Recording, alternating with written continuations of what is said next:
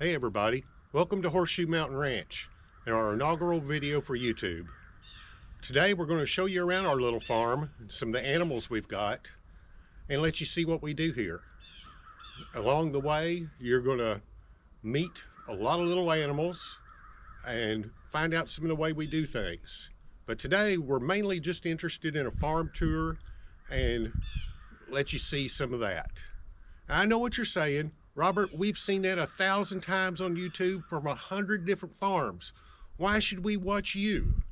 Well, you've got a good point, but the difference between what we're doing or what I'm doing here is that I'm going to tell you what's behind all of this, and it's money.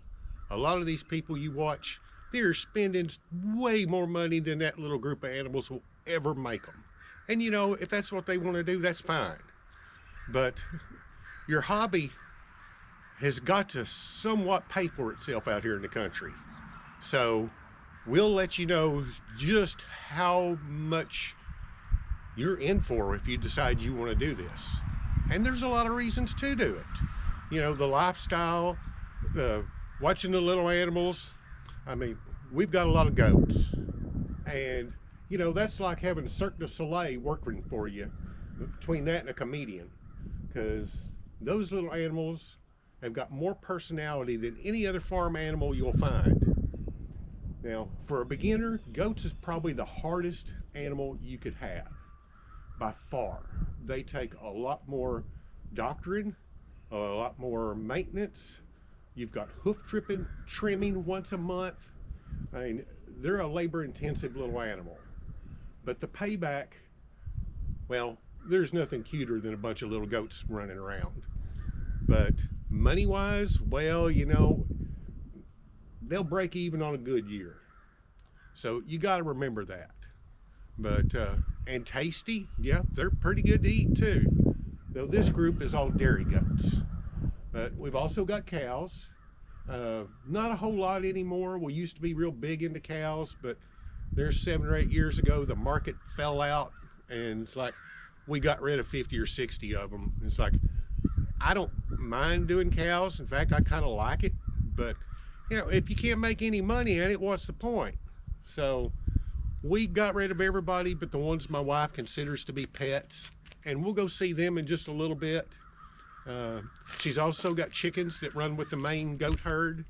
But to start off right now, we're going to show you that a little group of 6 that here by the house, that if they were cows you'd call them replacement heifers, but they're goats, and the reason they were separated is so that they don't get bred too early, which kind of stunts their growth, and they don't have to compete against the full-size goats for feed and hay and everything.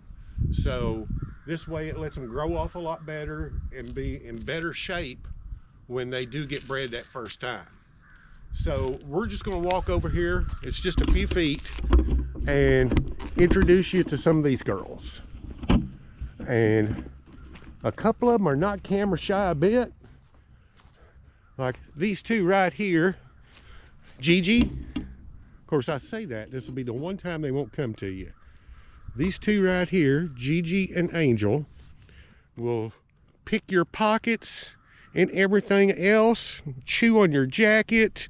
Yeah, you're just a spoiled little monster. And then the other 4 there, and you can see they've got them a covered hay feeder, so they've got all they want. And earlier, well, about a month ago, we had a big snowstorm, and it took down this half-dead old pine tree here in the fence line. And the way that thing is hanging over that ditch, they get all over it like a jungle gym. You know, and they're 6-8 feet off the ground. There's not a lick of fear in them. Maybe it's means they're not too bright. Don't know, but they have a blast. That's one of them projects that when good weather hits, we'll stick the chainsaw on it. But for now, we'll just show you this little group here. See, the hay barn is right up here close. We'll go ahead and show you that too before we head off toward the next group of critters. And there used to be one of those big commercial chicken houses sitting here, 525 feet long. There was anywhere from 10 to 12,000 hens and 1,000 roosters in it. Man, I was happy when an ice storm took it down. That's when my folks decided to retire, and me and my wife started taking over things and making our mark on the farm. First, there's a little shed there that the little girl goats are using as their barn. And here's our hay barn. And we use the big bales. A lot less labor. And the older you get, the less labor you want to be in this. And our tractor's sitting there, and a lawnmower and a four-wheeler and an old broke down lawnmower. But you know, everybody's got at least one. So this will conclude this portion, and now we're going to get in the truck and drive to the other side of the farm so we can show you the cows next, I guess. So just hold what you got. Okay, and now we're back over here to the other side. Come on, goaty goat. And here comes Nell. She's the old boss lady. And we've got registered Nubian goats that my wife raises, except for this one. She's the boss. What she says goes. And what's that, Nell? Huh? She said like and subscribe.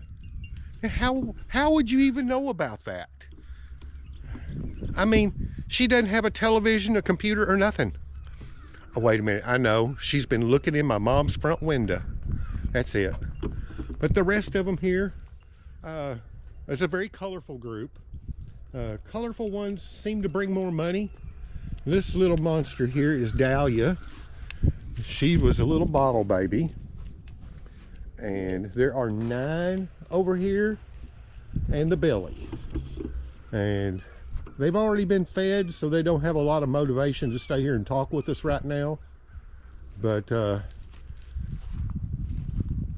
we'll get into that in other episodes. It's only a few weeks away from our first kids being born, and that will be the exciting time. But we'll introduce each and every one of them to you at that point. Yeah, you're just spoiled rotten.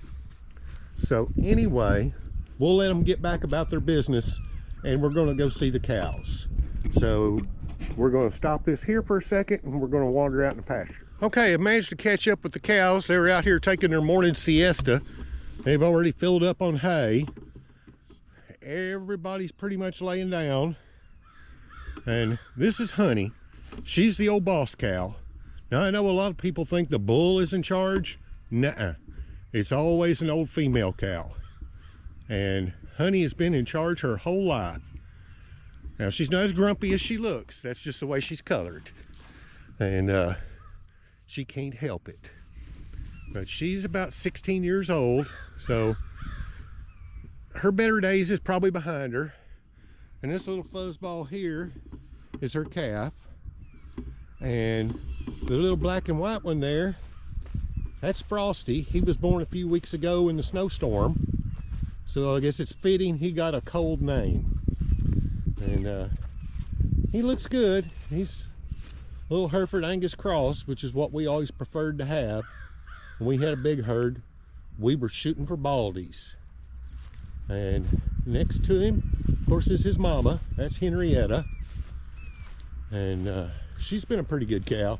She's a big old boned, lanky Hereford that we picked her up at a good deal at the sale barn 10, 12 years ago. And of course, what farm is complete without a horse? And so this is Sis. And my wife got her last year as a rescue. So, but she can ride her and all that good stuff. But, and she gets along with the cows fine, because sometimes horses don't. And we're lucky that this one can. Okay, next couple. See, this black baldy here is June. You'd never guess what month she was born. And that's Jada, another one of Honey's babies. And way over there on the other side laying down, I don't know if you could see her on this, is Gracie. She's Honey's oldest calf. So she's probably 13. So that's most of the livestock. Like I said, in subsequent episodes, we're going to get into everything from fence building to working on our machines and what kind of facilities you need to have if you're going to properly take care of these animals, and just what it costs. Because, you know, if we were all rich, I'd be sitting on the porch in a rocking chair pointing to the ranch foreman saying, hey, go do that. But not many of us get to have that luxury. So, and since that lottery ticket hadn't hit yet, you know, this is what we got.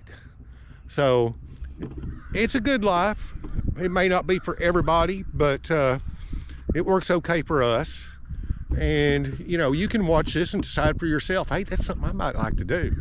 Or it's like, no way am I doing all that work. But just join us, and hopefully weekly we'll give you updates, and maybe both of us can learn something along the way. So till next time, thanks for coming to Horseshoe Mountain Ranch, and take care.